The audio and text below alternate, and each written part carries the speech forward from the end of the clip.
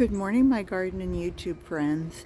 I had somebody ask me how I trim my Plumeria, and actually I normally get them during the summer. I get my starts because something breaks off or it gets in the way or it's full of leaves. But I'm in Florida, zone 9B, and this is really a good time to do it because there's no more, very little chance of another frost.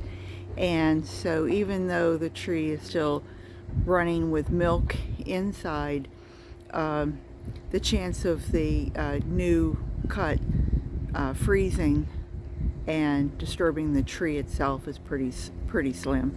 So anyway, I wanted to show you what I was going to cut here, and I'm sorry I can only do this with one hand, is to show you the one that I've already pretty much cut back, and that is this limb here was crossing over here, and it was sitting in that slot, and so these two were crossing, and so I've cut it and just taken that right off. And you can see, if you look at it from back here, you can see that when it buds, and I mean not buds, but when it rebranches, it's going to come out here, and hopefully will come out in this direction towards me. And you know, I've got an eave right up there, so I don't want anything growing back that way, and so those branches do get cut off so that all of my energy for this plant comes forward and it grows up around the up around the roof. But anyway, let me take you over here. I have another couple big trees. These are probably 10 feet, something like that, 11 feet. And I could take off. I could probably get, I don't know, a good 50 maybe starts if I really wanted them.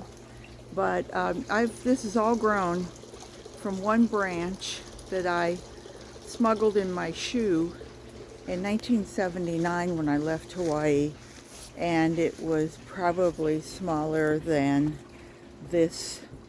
It's probably 14 inches here, and it was probably maybe 9 inches, 10 inches, and that was, 41 years ago, and I've probably gotten well over 100 plants and trees everywhere I've ever lived. I've planted a tree and left it, and if I left here, I certainly couldn't dig up 1, 2, 3, 4. There's 5, 6 over there, and I've given away multiples, but here's 3 more that I just want to show you. Now, when I cut them, I usually like to cut like a threesome, and you can see that this has 3 prongs on it, and here's another little one that I just took that was growing over into the neighbor's yard, and that's a threesome. And then I have one more that's just a single, but you can see that milk running off the end. Well, that will run until it runs dry. But let me just take you in the back porch, see if I can do this. I've already done it a couple times and I couldn't do it with one hand, so I had to scrap those videos and start again. But I want to show you what I've been up to. And so what I like to do is, if I have one like this and they've got the bend to them, then while they are still so supple like this, with 2 hands, I won't try and show you, but with 2 hands, I will actually work that straight again. They're still very, you can almost see that I can have a bend to it. Wait, let me show you. Nope, not gonna be able to show you, but trust me on this. These were all crooked. at one point, and just with a little massage work I've straightened them out. But all of these now have roots.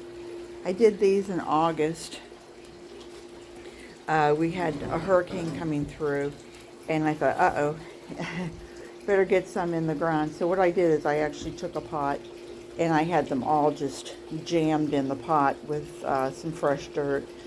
And 6 months later, they have all rooted, and they all look great. So if you have Plumeria, I know throughout the South, of course, I've grown them in South Florida. We're now in Windermere, which is Orlando, Central Florida.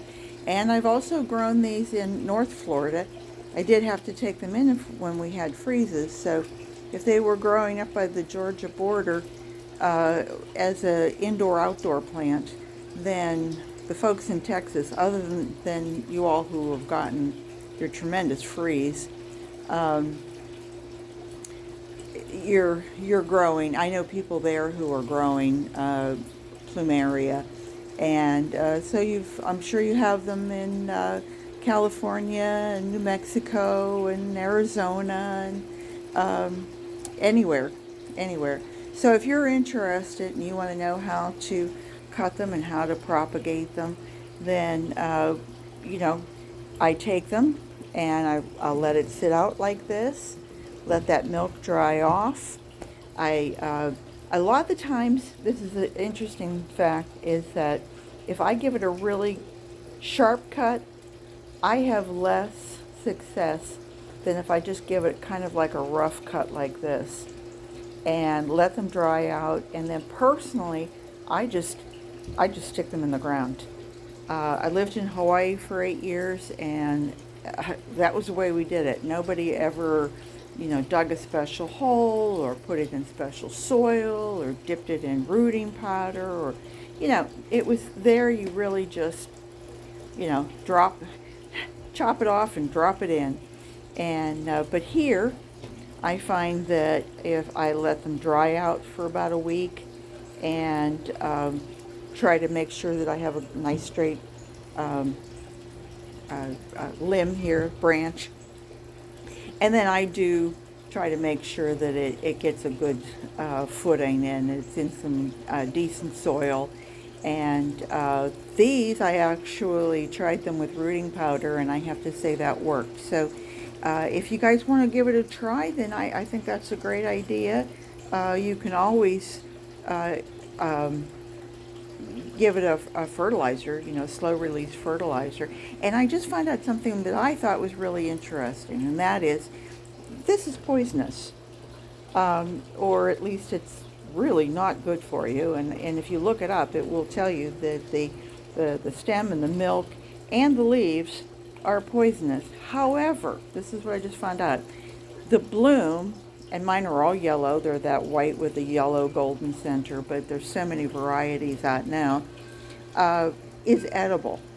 I've never tried it, and after 42 years of thinking that they were poisonous from top to bottom, I'm not sure I'm going to try it. But I've read that they fry Plumeria blooms, and perhaps if I went back to Hawaii for a visit, I might find them on the more shishi menus nowadays. So anyway, garden what you've got. Take care of yourselves, and thank you for visiting. And if you have any questions on Plumeria or any other plants that I can help you with, please let me know. As you can see, my back porch is filled with Plumeria that are just waiting to start to leaf out again and fill my kitchen and my bathrooms and everything with Plumeria blooms. So anyway, take care, you all, and I hope to see you all again real soon. Bye bye for now.